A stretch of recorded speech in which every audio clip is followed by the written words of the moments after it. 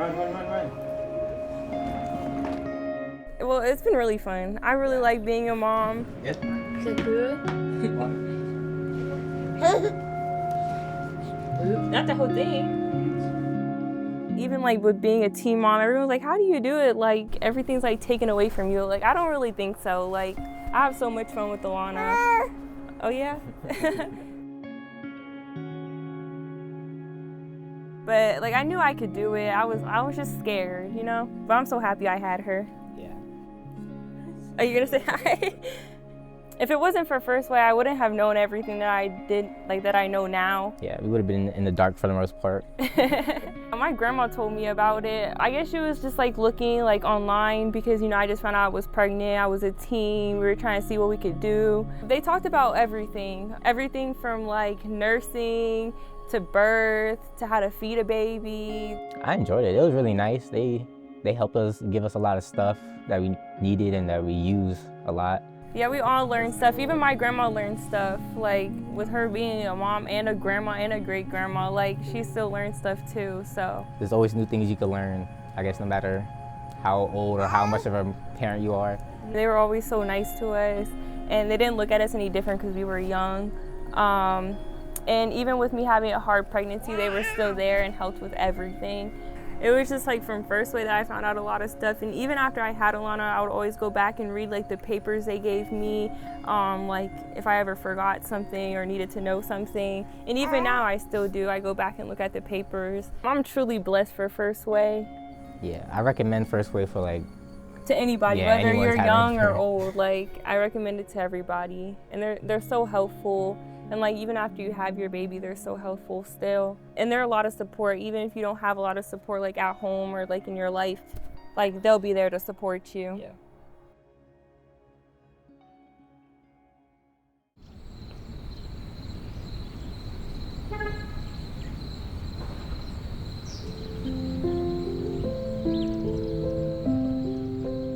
We serve women who are experiencing unplanned pregnancies. So when they come here, we are their support system.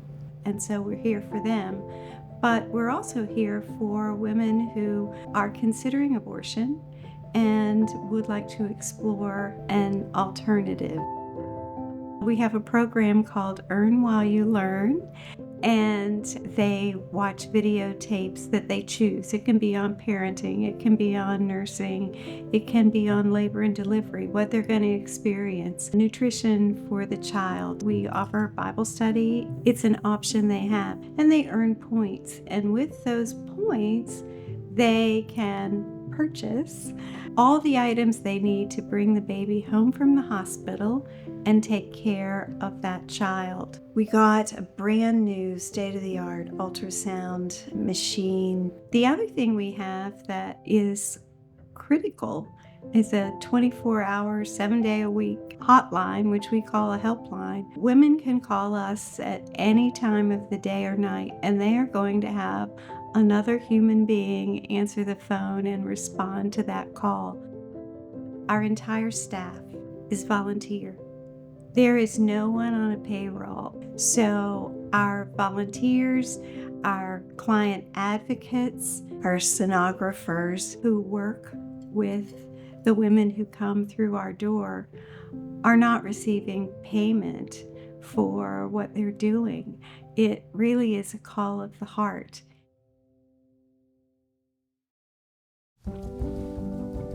We don't always just say we're trying to save a baby, because we're trying to save a mom as well. And so we try to get them really here in the door so we can just love on them, let them know that, you know, we're here for them. And on a spiritual side, we want to be the hands and feet of Jesus. I remember the one mom sending me a sonogram picture.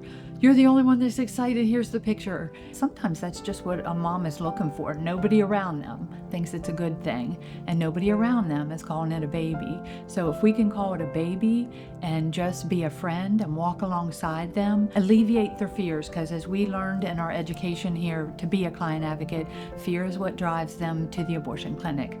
Fear is what makes them say, I can't keep this. Just the overwhelming thought of, like, if the word baby, I'm pregnant, comes into your mind, and there's formula and diapers and wipes and baby beds and doctor's visits. And I think just saying, listen, we're going to walk through this with you. And if you have a bad day, just shoot me a text. And that's what they're looking for. Love.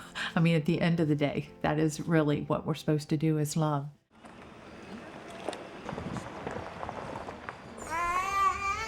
Oh, honey. You want to draw? Come here. Come here. Well, Hey. well, I was raised in Cumberland. I was born in Baltimore City.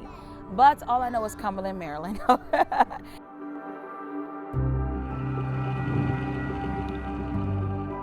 I'm 27 years old. I have 4 beautiful children. I have 2 girls, 2 boys. My oldest is 7. My youngest is 2. So I'm very grateful to be here. I'm grateful to have my children. I actually had my daughter when I was 20 years old, so I was a young parent. Everybody from First Wave was definitely a help.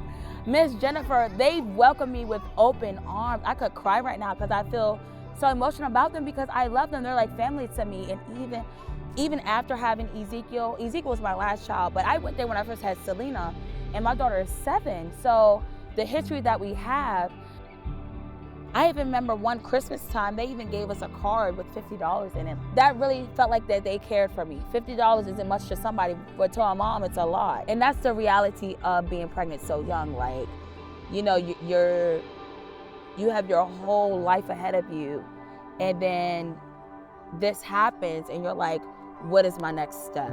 So I was just in shock, but through my church, through my family, through First Wave, they made it easier. Honest to God, they really did. Because to be honest, the question of abortion came up.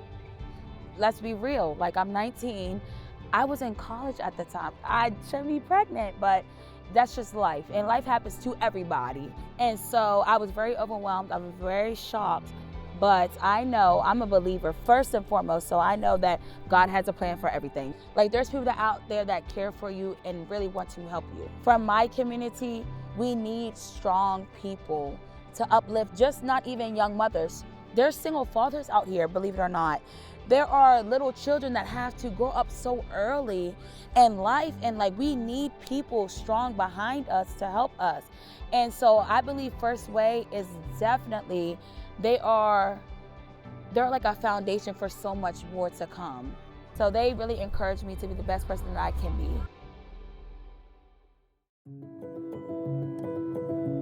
I began volunteering with First Way in 1984, so 40 years ago.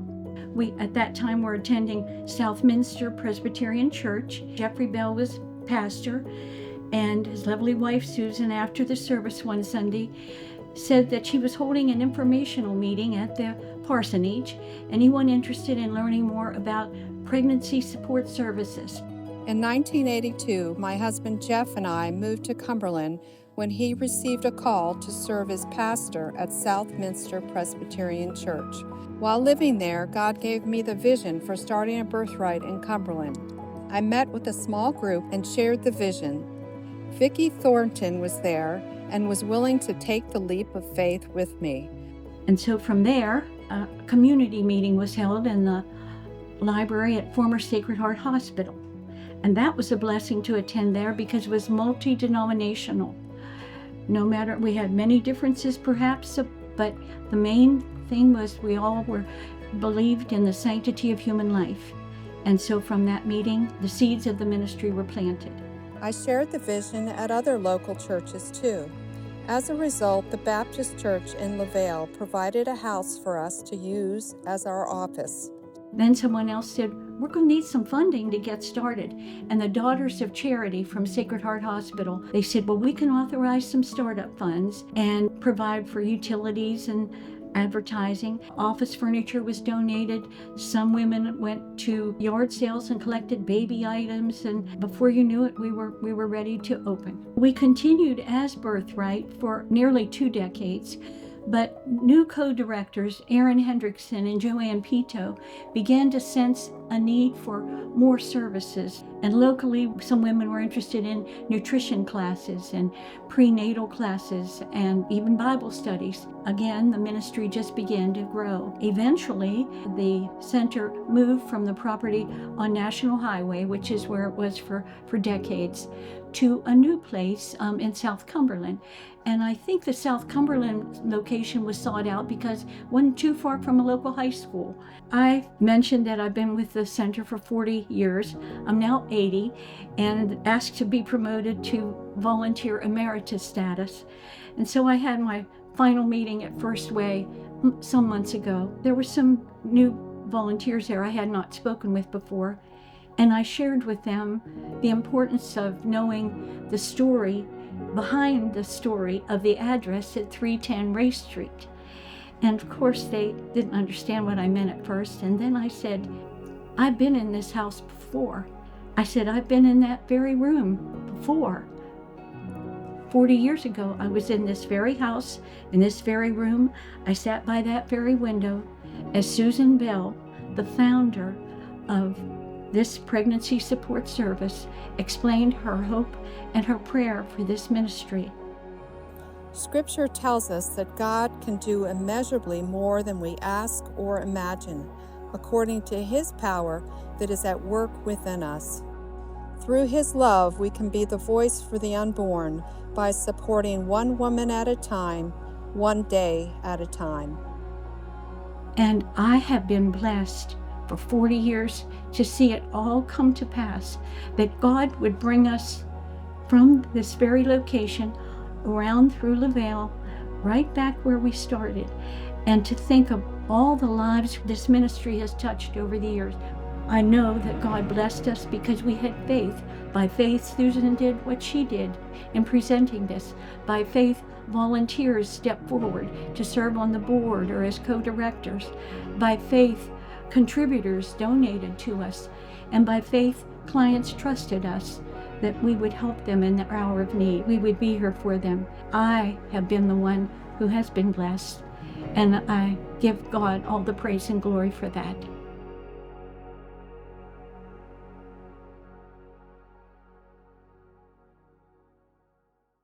This was unexpected. I just graduated college. I think just because we had so much going on in our lives, it was just kind of a curveball.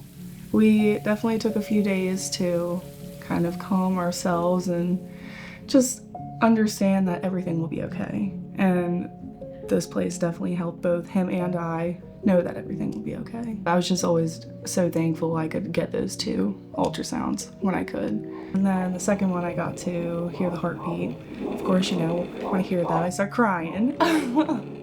But they check in on me all the time. I get texts from them probably like 2-3 times a week, which I'm never going to complain about. And I come here probably almost once a week just for educational videos. And I think it's definitely made me feel not so overwhelmed. As soon as I told them like the gender, that I was having a little girl, they gave me a little outfit and a little blanket. They are just so supportive in any which way.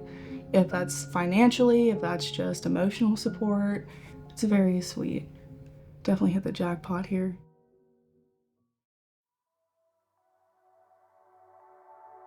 I am a sonographer and I work at the local hospital. I've been doing that for 27 years. Here at the center, I also do first look ultrasounds.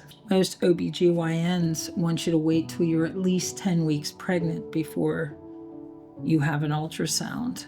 And that's a pretty long wait whenever you don't know what you're going to do. And we do our best to accommodate whatever schedule. We're usually able to, within reason, get them within a 24-hour period. I offered the other week to come in at midnight if I needed to. Because if that's the difference between saving a life or not, then it's what you want to do. All right, so here she is. Can you see her up there on the screen? To be able to show them that life and then help reassure them that it's going to be okay, and give them options of what they can do to let their baby live and thrive. If they don't feel that they're able to raise a child, they can put them in contact with some good adoption agencies, people just wanting to love on that child. No one can do what I do for a living and tell me that's not a life in there.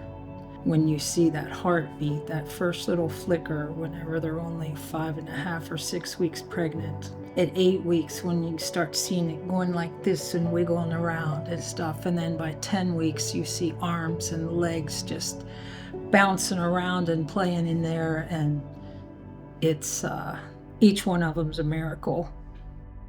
When you actually see a baby being formed inside your womb and you hear the heartbeat and you see on the screen the outline, the rhythm of the baby's heartbeat, it confirms, the maternal DNA kicks in and you say, this is a life, this is a human being. So it's critical. It's not just, okay, we saved a baby, see ya. We want to walk through it with you if you want us to. We want to be there when the baby comes. We had a woman once who didn't know how to bath a baby. So 2 advocates went out to the home and showed her how to bath the baby. We don't want to just drop them. We want to build some relationships and really just put our money where our mouth is. If we, do our part to help them walk through this pregnancy, have this child, and hey, even hang out with them and be friends and be someone they can call when they need something, even 2, 3, 5 years down the road. I truly feel that is what we're called to do. I think it's very important for organizations to work together. The WIC program and First Wave Pregnancy can make an impact on their own, but when you join together and work together, we can make a bigger impact and we can maximize the benefit to our community. That could best be summed up by the message and promise of Hebrews 11, that faith is the substance of things hoped for, but evidence of things not seen. And so when Susan Bell called us for that meeting, when we all attended that community meeting, we had no idea what could happen. We hoped it would be successful. And then years later to see that come to pass was just such a blessing. Some say, oh, it's just a mass of tissue and simply a matter of choice. But we see this as a ministry for those who have no voice. No, this was never what she had hoped for. Her dreams now seem tattered and torn. So we stand in the gap with open arms for those feeling weary and forlorn. Yes, there really are 2 in this equation, and women certainly do have a choice. But by God's grace and with our help, her child will have a voice.